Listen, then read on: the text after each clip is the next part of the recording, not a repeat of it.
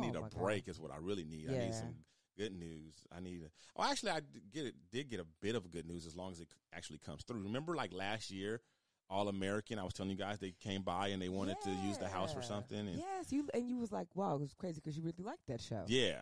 Well, they came back again, but this time they're not going to use the house in the show. They're using the house down the street in the show, and they want to use my house to like as the front house. As the house where they park all their vehicles and stuff.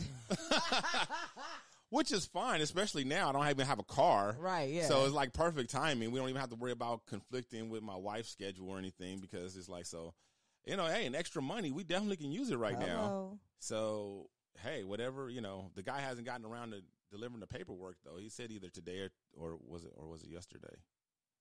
Sometime I think it was, soon. because of Friday he didn't. So he said either yesterday, which he didn't show up yesterday either. So hopefully Monday, he shows up. Yeah. But he said that he's understaffed. Okay. And so he's, really on the go and having a hard time because, he didn't make it Friday because he was stuck out in Malibu with no assistance and all this and all that or whatever. So, but anyway, hopefully it ends up happening this time and we get some money for that. Right. So, because we use it. Yeah. It's funny because I was like, we about to be famous. No, we about to be a parking lot. Yeah. Like quickly how fast things change. Right, exactly. I went from being ready to sit out on the front porch in my Sunday's best outfit. Well, speaking of being ready, Didi, I did finish They Ready. And just like you said, the last two were the best. Oh, see? Okay. No, I agree with you 100%. Okay, no, I was worried, so I was like, No, I agree. Nervous, I like the last. Actually, the last three were better. Yeah, the last three, because the one Ida, she's actually my Facebook friend. Wow. So yeah, I never met her or anything, but we're Facebook friends. So and I've been following her for a minute or whatever. So I really liked hers, and hers. It wasn't like it was funny. It wasn't fall down funny, but it was very interesting because she was telling all these true stories about her family, and that was as good as like being hilarious, really. I know, because those stories was like, even my wife came in and was like, I was like, honey, look at this. This lady got kidnapped 2 times by her family. She was like, what? I was like, come listen. You got to hear this. Right? I was like, literally like, dang, that's crazy. And I think Shantae Wayans, the last one. Yes. Yeah. I think she has the most room for improvement. Because to me, she seemed to be the youngest and the one still honing her craft like the most, you know what I mean? And have like more like potential. Yeah. Whereas the other ones, to me, they felt like they've been like they're seasoned. Yeah. Exactly. 17 years and stuff like that. I'm not hating or anything. I just feel like 17 years, you probably about as good as you're going to get. You might get a little bit better. But that's just my guess. I'm just saying. You know what I'm saying? Yeah, I'm not after but I don't know how long she's been in it. Yeah, but she's still young, and I just feel like she's got, more. Yeah. I can kind of see that Wayne's talent in her. Yeah. You know what I mean? Yeah, and I think she could be like, I think she would be good at doing characters and different things like some of her other family members. But anyway, yeah. I felt like the same thing that you saw, like something in her, like, oh, she has the potential to be big. Yeah. Like she was very, very polished and she seemed very, very comfortable on the stage. Yeah. But I was like, oh, it seemed like she just has so much more that she wants to say. Yeah. I felt like she was holding back. I'm like, girl, you better stop. Tell us what's going on. Right. I'm right there with y'all in the Wayne. Tell us about the broke side. We want to know. We want to know why they only came and got you in the summer. You guys should see Dee Dee today. She looks different than usual. She's got on like a little jean jacket. She's got on a little hat. I got on my dad outfit. She's got on. That's a dad outfit? It's a dad outfit. Hey, I'm a dad. I wouldn't wear that outfit. It looks good on you. No, this but is I wouldn't wear it. That maybe a gay dad. The gay. Okay, wait. You got on a lot of colors. Rainbow overalls. I love rainbow coveralls. Yes. If they were this denim coveralls with like a denim coat and like a little dad. It'd still be kind of gay. It wouldn't? Yeah. Now overalls in general are kind of gay. Would you put there's a way to rock them. I used to rock overalls back in the BBD days. I had them all spray painted and But you had a shirt, but see, this I had a shirt way. under them. Exactly. Exactly. See, that's the straight way. The gay way is shirtless underneath the overalls. Yeah. Yeah. So you would just wear yours with a shirt and a jean coat. And less colors. Yeah, no, it would be just regular denim. it had to be straight denim. Regular denim. You see, But, I had to find some way to feminize it up. I don't have on no earrings. I got on this hat. Can't see my hair. You don't wear hats a lot. You're not a hat chick. What's the with the hat? Why is just you didn't have time to do your hair, you just threw it on and was like running for time, press for time. Oh my God! Funny story, real quick. Okay. So I don't have my hair on today, as y'all know, because I got my hat on. Okay. So my hair is actually on the passenger seat headrest in my car right now. So that's your plus one, so you can get in the carpool lane. Wait, so I was coming here, and I guess a gust of wind had blew through the window, and the hair grazed my arm. And scared the shit out of me. I thought somebody had reached in through my window. Oh my God, no. But my hair is actually in the car. I just didn't feel like putting it on today. Okay. I'm like, I'm gonna put this hat on. Y'all crack me up with that hair stuff. Y'all crack me up with that. Yeah. But I can go get it if you want to put it on. No.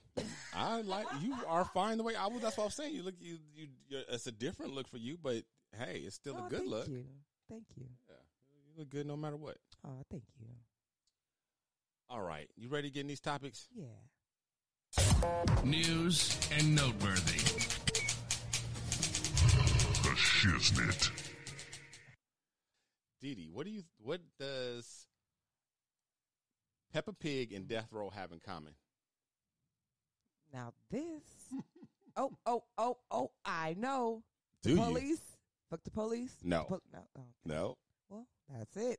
That's all I got. Not a bad guess. Yeah, I felt like I had to reach for it, but Peppa Pig and Death Row Records, or I guess there is no Death Row Records anymore. Yeah. But the catalog of Death Row Records are owned by the same company. What? Yep. The same lady. You never guessed the company, the parent company, that now owns Peppa Pig and other kids shows. It's a multimedia company, so they own all kinds of media. And they're really big in the hip. One of the businesses they acquired owned the records or the catalog to Death Row. Wow! So they got it that way as a package deal. They may not even know they own Death Row Records. Wow! But it's called Hasbro, the toy company. What? Yeah! Wow! Yes, the toy company. Wow! Hasbro. Mm-hmm. Wow! They have no idea. They acquired Entertainment One for like $4 billion. Entertainment One acquired the catalog of Death Row back in like 2016 or something like that, right, for like $280 million. Yeah, that's what Nice Soda says. The lady must be from Entertainment One. Yes, I don't know, maybe. Yeah. And then from Entertainment One, it went over to Hasbro. Yeah. Wow. Isn't that crazy? Just the thought Monopoly. Right? Monopoly. And Tupac. Right? Ooh. I know. A hip-hop monopoly. A hip-hop monopoly. I said it, and I was like, why did you say it out loud? A hip-hop monopoly. I know. I thought of it right when it came out of my mouth. I was like, yes. Come on, Hasbro. Do it. Yes, do it. Could you imagine a Death Row Monopoly? Right? Oh, my God. It would be an East Coast, West Coast feud. Oh, my God. Oh, you can have you can like Boardwalk and Park Place could be Death Row Records. Right. And then on the other one could be like Bad Boy Records. Right. That would be so dope. And instead of the little pieces, you would be like the actual artist. So you could be Tupac. Yeah. Or Eazy-E. Mm-hmm. Or you could, or we could have like the Death Row Records electric chair medallion. Yeah. You see what I'm saying? And the Bad Boys got a medallion too. You see what I'm saying? You can use that. Yeah. You see what I'm saying? This is great. I want this game. I'm mad that it hasn't been done already. Yeah. This is great. It would be great. This is some good fucking shit right here, D-Lo. Yeah, it is. This is some shiznit. It is. This is what people come to hear. Right? These $1 million ideas. That's what it is. Yeah, that would be cool. Death Row Monopoly. Wow. Yeah, and I can't think of the guy's name right now, but I just heard that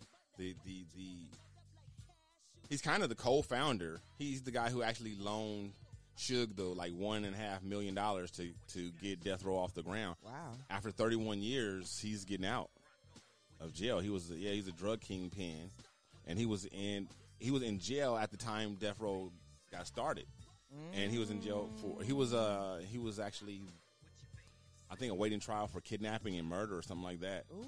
So I guess he ended up getting convicted for that, because he did 31 years. That's yeah.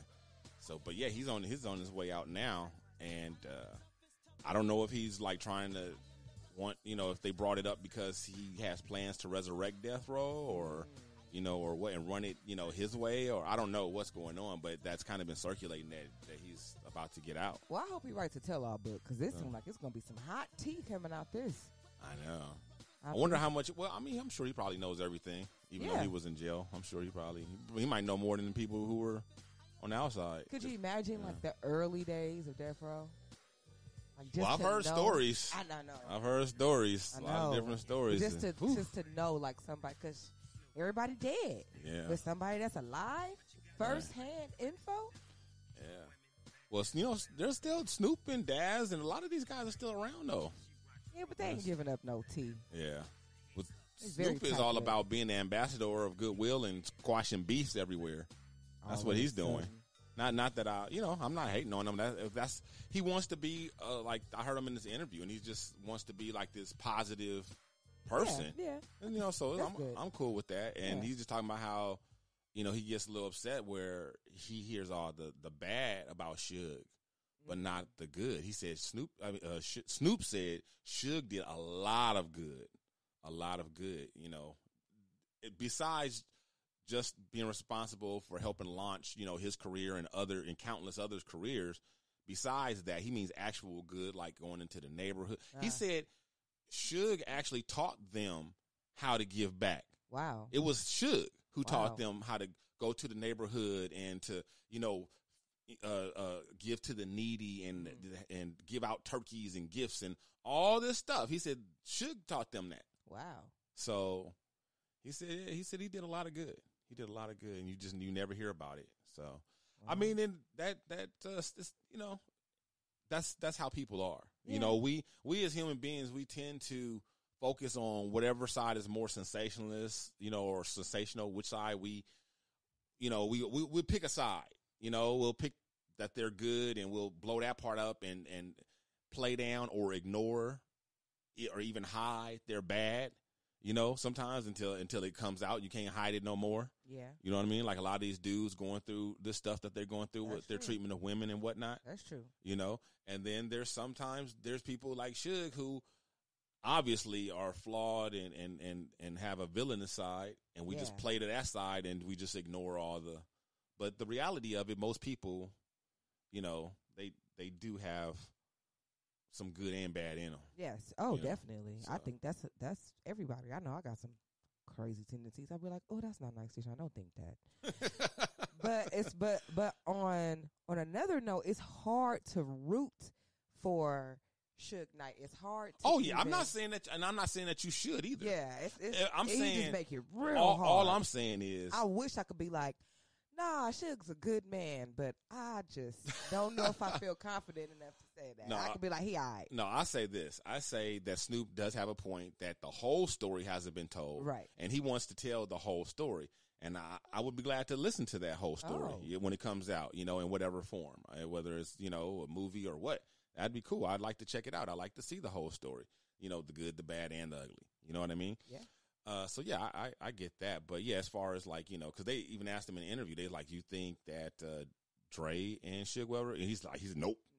He shook his head emphatically. He was like, nope, that never happened. They'll never be cool. Dang. But if Snoop wants to have a place in his heart for Suge and forgive him and this and that and recognize and remember and actually tell both sides of his legacy.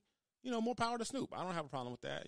Good for him. And then if Dre is at the place where he's like, like you, Didi, and he's like, fuck Suge, and that's his, I'm okay with that too.